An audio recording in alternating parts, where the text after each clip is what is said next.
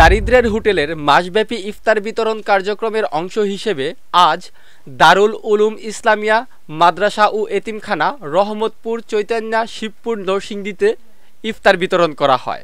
এই ইফতার বিতরণ কার্যক্রমে অংশগ্রহণ করে নরসিংদী কেন্দ্রীয় স্বেচ্ছাসেবী ফোরাম ও দারিদ্র্যের হোটেলের স্বেচ্ছাসেবী বৃন্দ।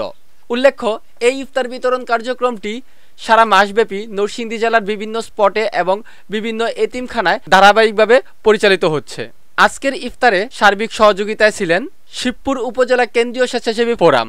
প্রতি বছর না, এবারও যেহেতু এই দারিদ্র্য হোটেল নরসিংদী কর্তৃক এই প্রোগ্রামটি সফলভাবে পরিচালিত হচ্ছে, আমি এই দারিদ্র্যের হোটেলের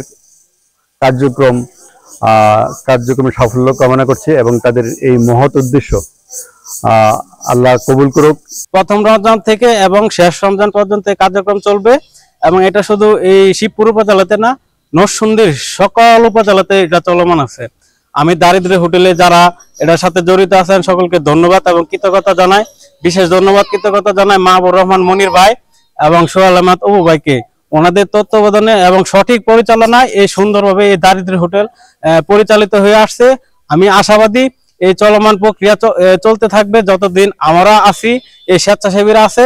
আমরা না থাকলেও বিশ্বাস করি যে পরবর্তী যারা আসবে ওনাদের হাত ধরে এই কাজ চলতে থাকবে। নরসিংদী জেলার শিবপুর উপজেলা, মনোহরদী উপজেলা, বেলাবো উপজেলা, রায়পুর উপজেলা, প্রত্যেকটি উপজেলায় আমাদের কার্যক্রম অব্যাহত থাকবে ইনশাআল্লাহ। রমজান ছাড়াও প্রতি মাসে আমাদের একবার এই দারিদ্র্য হোটেল করতে আমাদের ইভেন্ট থাকে।